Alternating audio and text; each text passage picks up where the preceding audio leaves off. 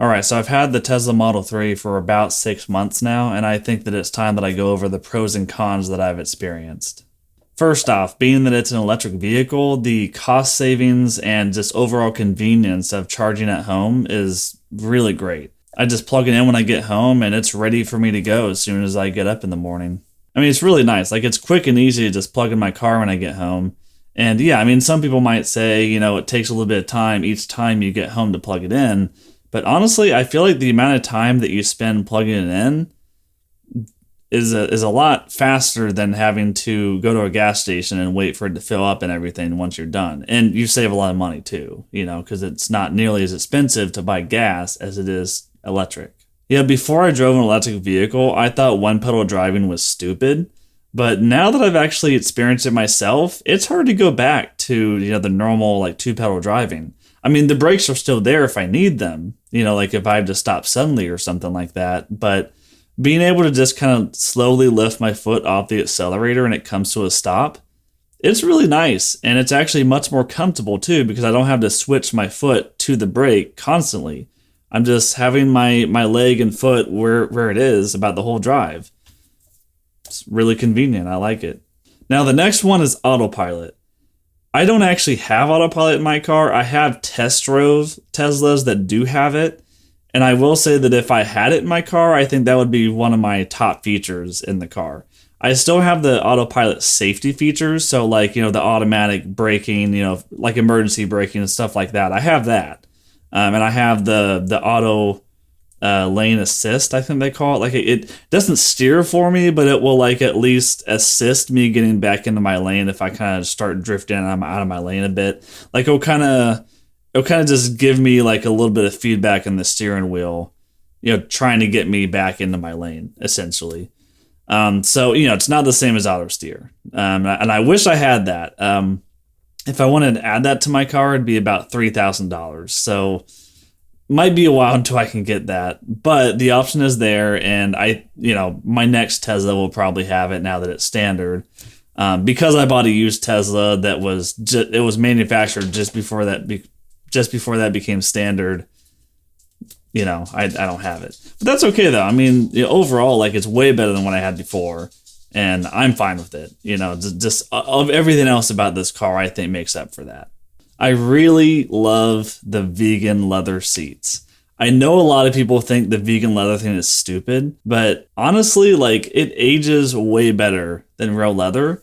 I've had cars that have leather seats, and also my full-time job working at a dealership, I see a lot of cars with leather seats, and trust me, they do not age very well.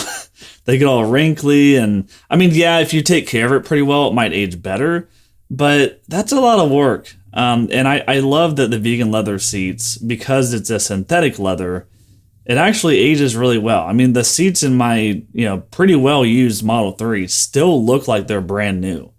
You would have no idea that it's been used so much. And, plus I like the feel of it. Like it's very soft.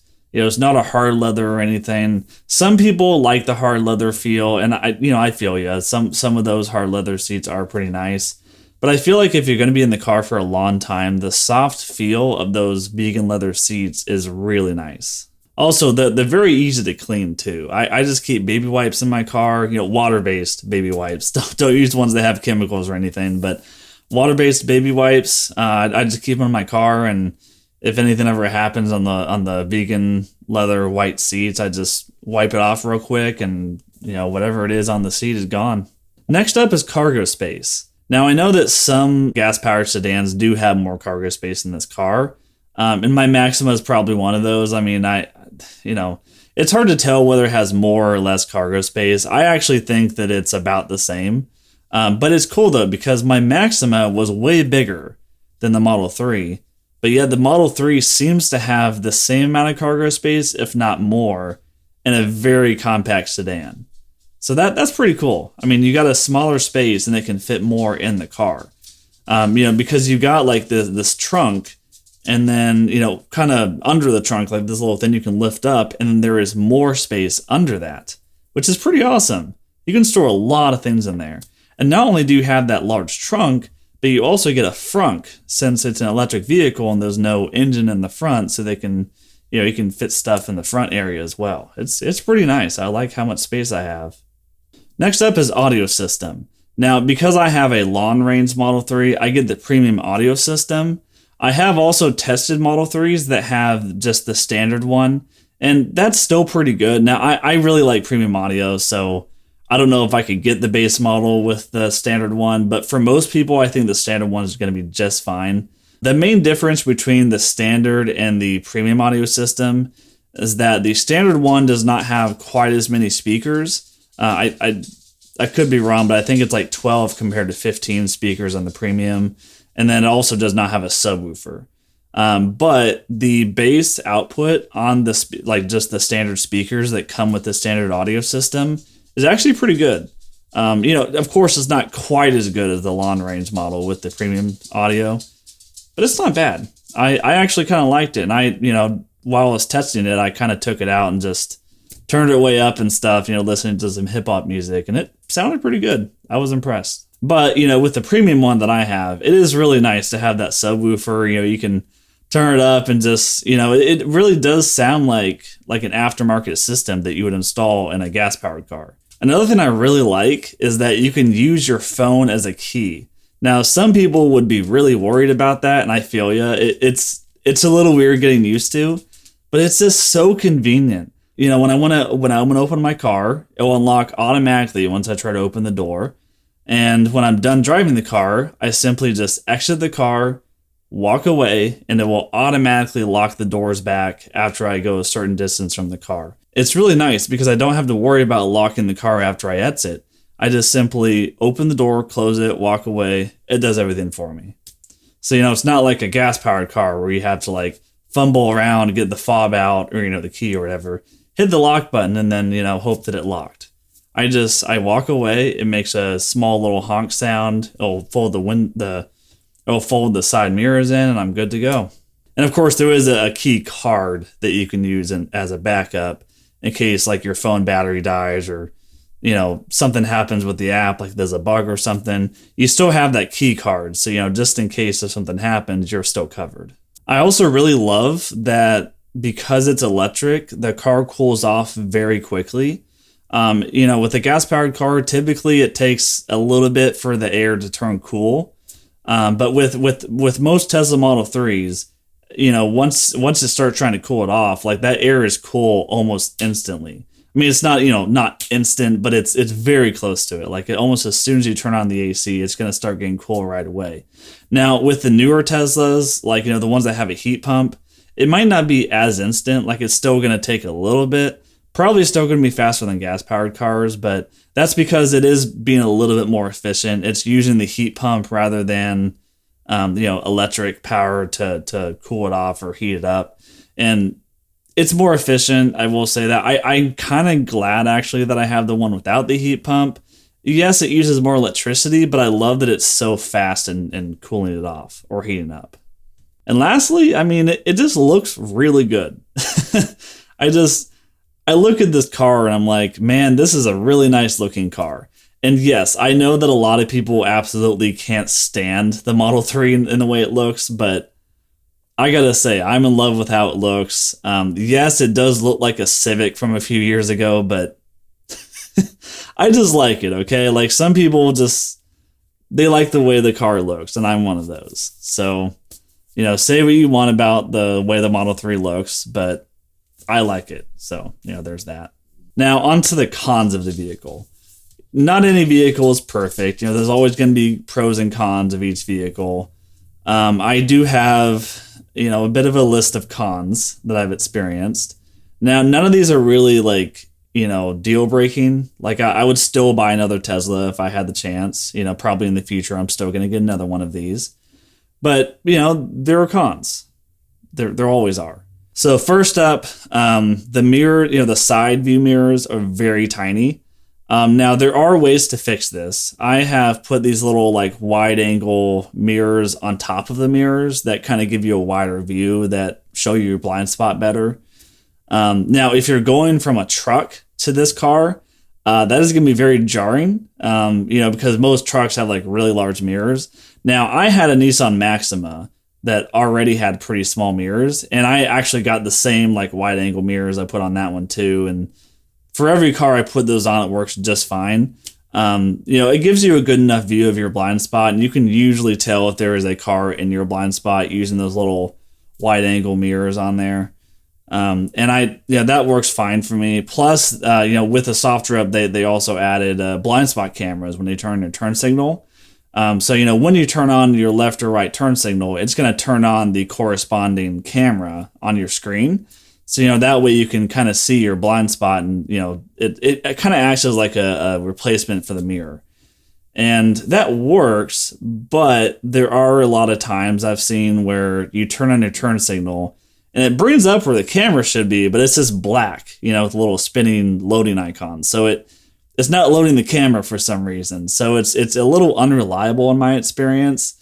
And that's a big reason why I put the little wide angle mirror on top of my mirror, because I can rely on that a little more than a camera that might not always turn on. Another con has to be just how bad the visibility is in the rear windshield. I mean, come on, guys. I get that like most cars now have pretty good backup camera visibility, but this is quite possibly one of the worst rear windows I have ever seen in a car. Now, I know there are some muscle cars that are even worse, but I mean, it's just really bad. I would never rely on looking in the back, looking at the rear view window to see anything, because it's just absolute crap. I have to use the backup camera because it's just so bad. Like, I can't see anything out that window. And yeah, it kind of frustrates me because, I'm a little old fashioned. I like to actually look in that rear view window sometimes, and can't really do that with this car. So I really got to rely on that backup camera and hope that it sees everything, and hope that it doesn't freeze, which hasn't happened to me yet, but you never know.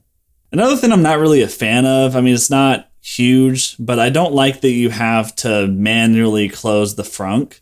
It would have been really nice if it was one of those, automated lift gates, like a power lift gate, kind of like what the newer Teslas have in their trunk. I think it'd be really nice if you could hit a button on your app or, remote or whatever, and it would automatically open and then it would automatically shut. That would be really nice. There are third-party options to add that, and they work great. So it'd be really nice if it came out of the factory that way, They already added to the trunk. I'm sure it wouldn't be too much added to the frunk as well, especially because the frunk is very light. The frunk lid is very light and easily damaged. They literally have to put something in their instruction manual on the proper way to close it, because if you don't do it properly, you can actually damage it because of how light the lid is.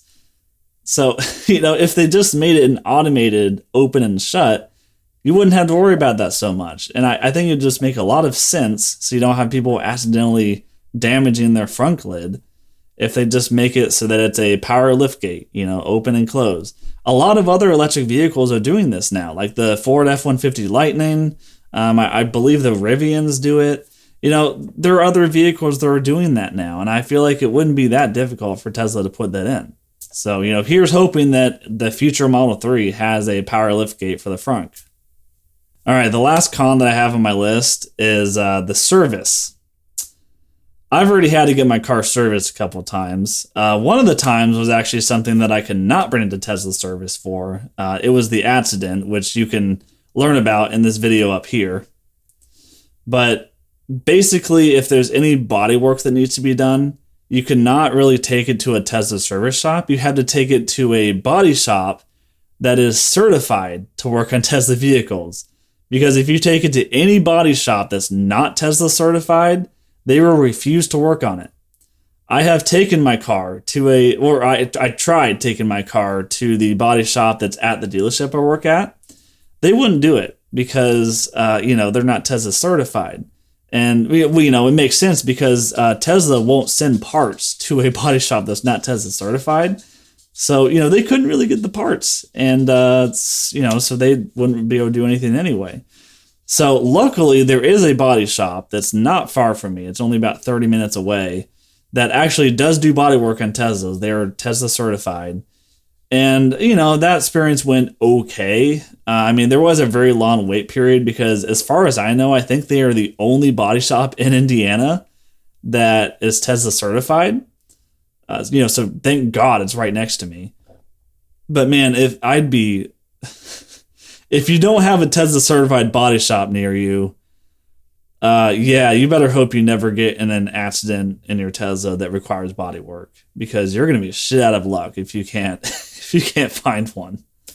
And then I also had to get my lead acid battery changed by Tesla service. That experience is actually pretty good.